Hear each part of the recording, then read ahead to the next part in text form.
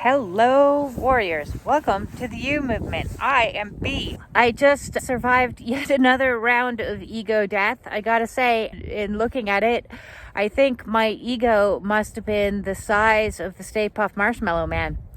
Because, man, it just kept going on and on and on this last year. So many rounds of this. I don't know if I'm done yet. I'm sure there's more ego kicking around in there. But geez, there's not much left at this point. Honestly, the degree of surrender is I'm like, seriously, God, whatever you want from me, take what you want, do with me what you want. I'm good. Ego death is not fun. It is not a fun process. It seems to happen in rounds that last about 3 to 5 days. Darkness and purging and wailing and pleading and praying and all kinds of things. I'm hopping on today. I managed to get out. There's a tiny little bit of sunshine. It's damn cold. I wanted to ground some of this energy that I'm feeling. I felt a major shift this morning, which felt fantastic, because I tell you, the last 5 days prior to that, it felt pretty dark and miserable and scary and terror-ridden and anxiety-ridden and worry-ridden. And what Spirit has been pushing me to do is cultivate more presence, being in the now, because I worry a lot. I worry about my future. As I've mentioned in other videos, I've been in a legal battle. My house is involved. I might be losing it. I don't know where I'm going to go. And that has been very overwhelming. I lost my job a number of years ago. That was my backup security net, and I've been quickly trying to get my health organized and then build the U movement, cultivate a new business, from the ashes we shall rise. But I feel like time has been going tick tock, and I have been not getting things done fast enough. And there's only so fast you can go when you're going through a spiritual awakening, because that slows you right down.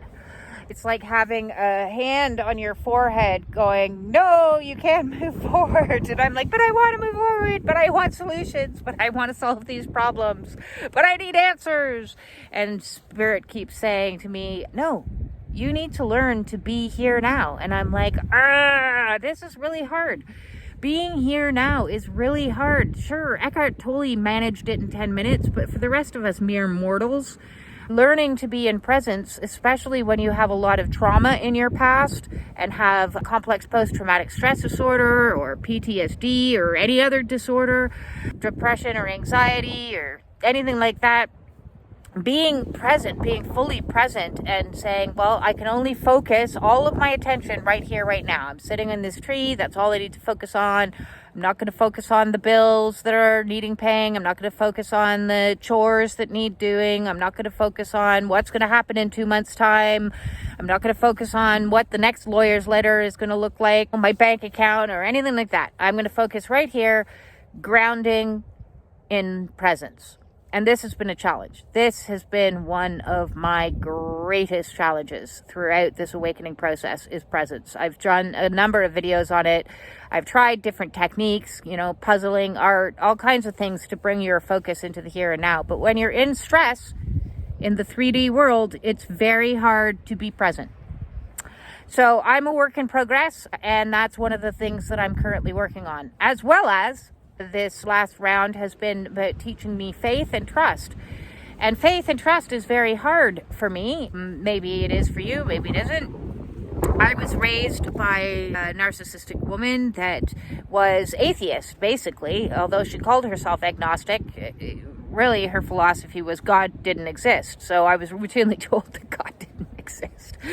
So when I started branching out into my own spiritual seeking in my young 20s, that was a very forbidden, we don't talk about that.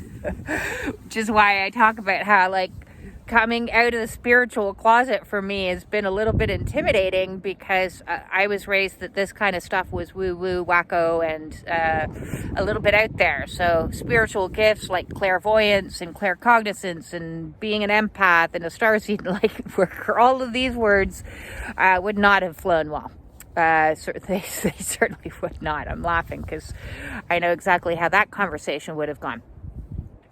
So I'm also been practicing means to find greater degrees of faith and belief, that understanding that while I'm practicing presence, God is doing, or spirit, or the universe, however you want to refer to it as, is busily making the plans happen. I don't need to do all of the organization and all of the planning and everything. A lot through my life, I've felt like I wanted to control the universe and control time. Because if I could just control the universe and can control time, then I could stabilize it and make it a lot safer. Because when you are raised in a traumatic household, you crave safety. That's root chakra issues of safety, stability, and security. So with the entire issue of my house being at threat, that's safety, that's root chakra, that's home, safety, security, stability. And I want those things like you can't even imagine. And the way to do that is to allow and surrender to God to move me into whatever my highest and greatest plan is. But that requires faith, and that requires trust that it's all going to materialize, that like one day I'm just not going to end up homeless. Because like when you've got trauma brain, as I call it, and you start spiraling into emotional flashbacks, you've got the consciousness of a 2-year-old or a 5-year-old at play thinking, I can't do this, so what am I going to do? I'm going to be, catastrophe, doomsdaying. So that's a lot of what's happening when you're going through ego death, is a process of the worst fears, facing your worst shadowy aspects of self, your worst fears. So I've been facing those fears, doing a number of techniques and lots of research on the best ways to process through that so that I could cultivate greater presence, cultivate greater trust, cultivate greater faith, as well as cultivating greater surrender. How many times have I said it? Surrender, and surrender some more. That is what the mission is. The twin flame journey, your awakening path, is all about surrendering to divine, and divine will lead you to your highest and greatest good. And listen, maybe my highest and greatest good is to not be in my home anymore. I have to accept that as a reality. As much as I don't want to accept that and I resist it, and of course what we resist persists, I want to be able to save my home for my little people. They're not little anymore. They're in their early 20s, and I still feel like it's my responsibility to provide and carry them through until they're able to fully stand on their own, like any mama would do. And I love these people more than you could possibly imagine. So all of this crazy that's been going on has the joblessness, watching my bank account slowly go down, fear of losing my house, knowing that this is all part of a spiritual awakening, and on a spiritual awakening, people have lost everything and survived. I did ask the question on my spiritual forums, so like, how did you guys get through this? This is insanity. And they assured me that I wouldn't be dead by the end of the week, which helped, that I'd be able to rebuild. So learning to surrender to whatever will be. And I've certainly been playing that song a lot. Que sera, sera. Yeah, whatever will be. I can't control the universe as much as I want to. That had me and my ego in a wrestling match for the last week, because my ego's like, well, try this. Well, maybe this. How about this plan? How about that plan? And then my soul's like, shut up. Oh my God, the mental chatter, shut up. All the the activation of the inner critic, and my inner critic is just out of control. She's a Karen. That's what my friend calls her, Karen. Because she complains absolutely about everything and wants to pull apart everything and tell you why everything can't work. And so it's been a revisitation of a lot of the negative self-talk that I thought that I had effectively gotten rid of. And it's like, nope, next layer. That's what healing is layer upon layer upon layer. Although really what it's felt more like for me is my healing journey has felt like an unraveling sweater. You know, you pull one segment of yarn and then it just goes and starts unraveling one thing after another. So what started with, oh, I got to fix my health, turned into, well, why do I eat like this? And then it turned into, oh, I've got a sugar addiction. Well, why do I have a sugar addiction? Oh, life's not sweet enough. And I'm overcompensating, trying to make my life sweeter. Okay, how can I make my life sweeter? Oh, I can learn to love myself. Why don't I love myself? Oh, because this happened. And so it's like a never-ending spiral going down. And as it goes down, you're unraveling and unraveling and unraveling. So to me, ego death is a little bit like a sweater completely unraveled. But you can knit a new sweater with unraveled yarn, and that's what I will do wherever I land. I knit a new and better sweater. Knitting is a little bit slower because the yarn is a bit kinkier. And so that's what I'm facing. It's that in-between place of an unraveled pile of mess that's still unraveling and not yet being able to like knit, although I want to knit as fast as I can because it's cart before horse or horse before cart. Which one is it? So I wanted to show up today and talk a little bit about that and share some of my truth, because along this path, my ego has been very resistant also to how authentic I'm allowed to be on camera, because you don't want to go up and show up to the world and say, listen, I'm a big pile of mess right now. My life is disintegrating. You want to be like, no, I got everything together, man. Look, I'm an expert at this. I'm a master at that. I'm a teacher of whatever. And the fact of the matter is, on this awakening process, we're all teachers. We're all students. We're all helping each other. I turn to friends just as much as friends turn to me. And one day I'm lifting them up out of the muck, and the next day they're lifting me out of the muck, because that's where we all are in this awakening journey, is in the muck. We're in the muck to unfuck. And unfucking we are doing each time we face these fears, each time we sit in the energy and sit in the emotion. And that is challenging in itself, especially if you have a lot of trauma and you've been using any number of coping mechanisms to keep all those emotions at play. So how I look at it, and I've described a couple times, is trauma happens and then your ego comes into existence at a younger than desired age.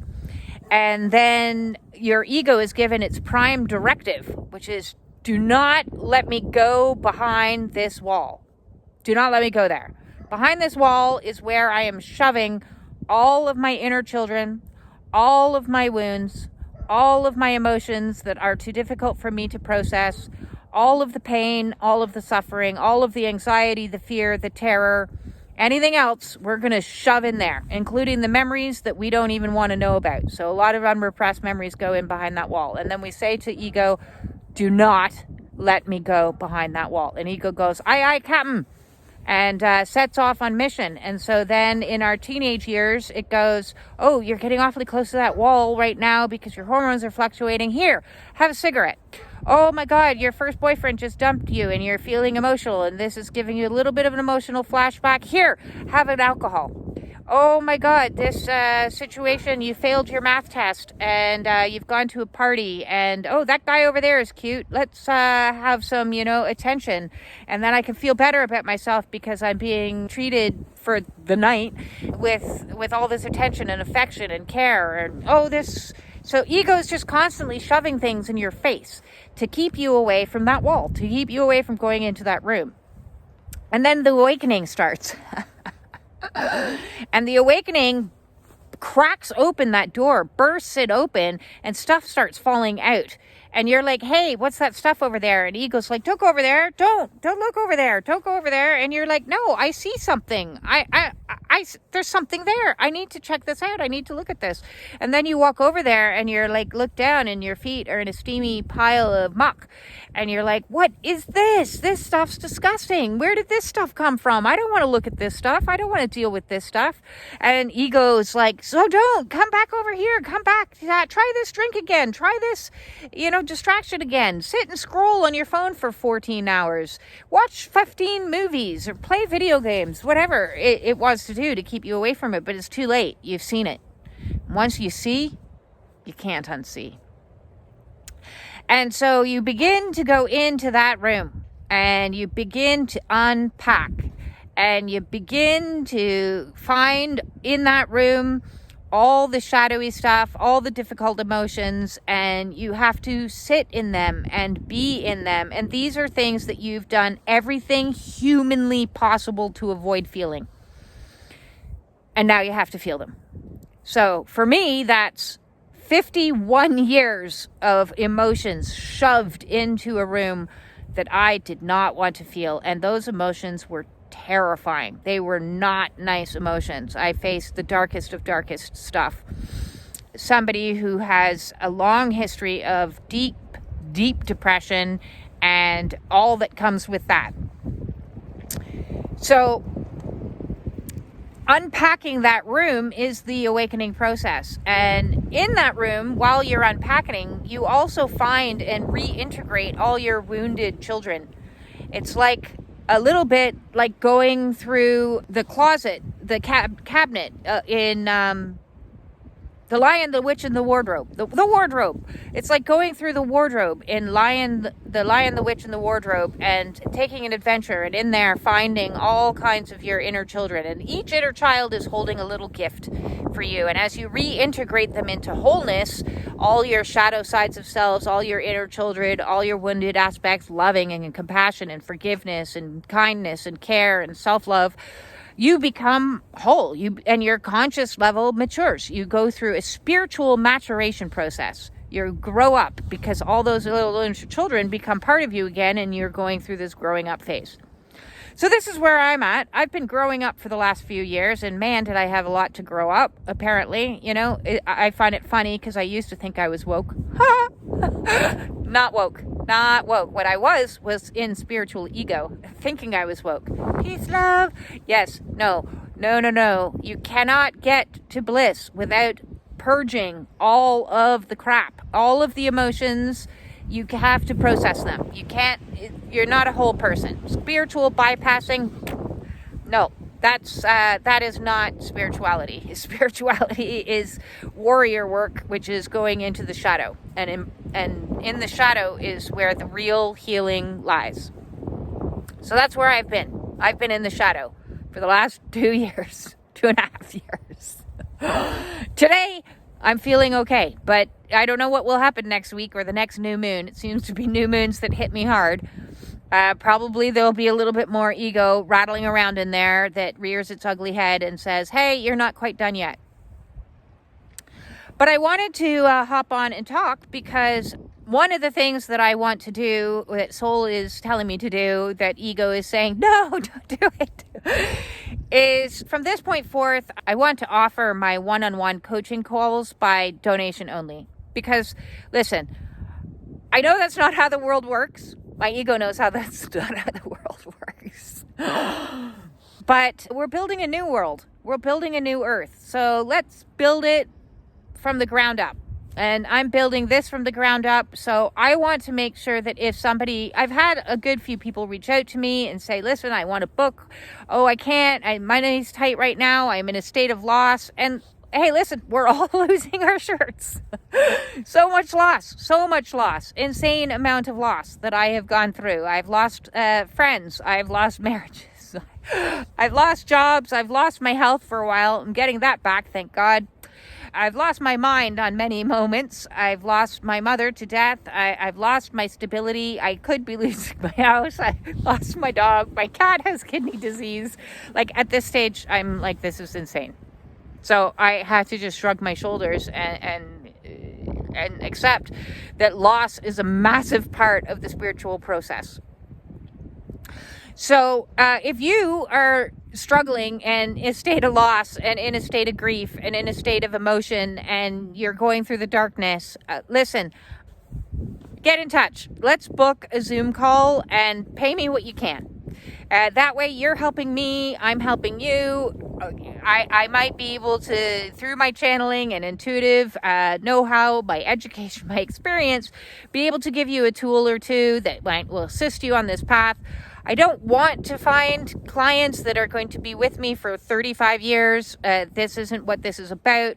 counseling has you cut in loops, and I've gone down the counseling path, and I'm not saying anything bad about counseling. If counseling is working for you, keep doing it.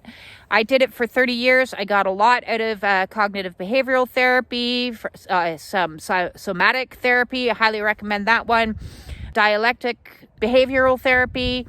All good therapies out there. There's great therapists out there. There's great trauma-informed therapists out there, but counseling only got me so far. What I wanted was real, actual, practical tools. And what I discovered in 30 years of research is the answer primarily lies with the body. And that is where all of your trauma is stored. And I have 30 years of research and wealth of knowledge that I've accumulated, because it's kind of they say that neurodivergent people have like a thing that they're obsessed with.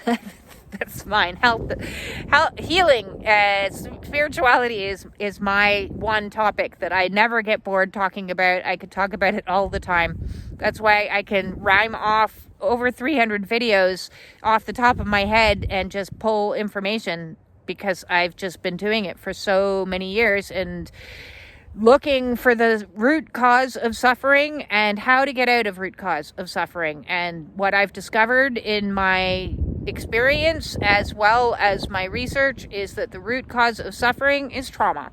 And the how to get out of suffering is primarily through the body. And the body will lead you into clearing not only the emotional body, the mental body, the spiritual bodies, and reprogramming, reparenting, and all of that. So get in touch with me. If you want to book a Zoom call with me, I would want to be here for you and hand off a hand to somebody else who's struggling in the muck at the same time as me. We're all in this together, and the only way we're going to get out of it is community. And if you want to join my community over on Facebook, I have that group over there. If you want to help out in some manner, to donate, that's fantastic. If you want to help out by watching more of my videos, even seriously, just watching my videos is helping me accumulate viewing hours. So that is like a huge thing that you can do for me, and I'm most grateful for it, is just sit and put my YouTube on and just watch a bunch of videos. Like, subscribes, shares, comments, all of these things help my algorithm to help boost the channel. I'm growing just slowly, as all good things do. They grow slow because they have to get well rooted, otherwise they'll topple over. And we don't want to topple over. We want to be well grounded and move forward in health, wellness, balance, authenticity, faith, trust, presence, all of that and more. I am B. This is the You Movement. Get outside. Peace out, dudes.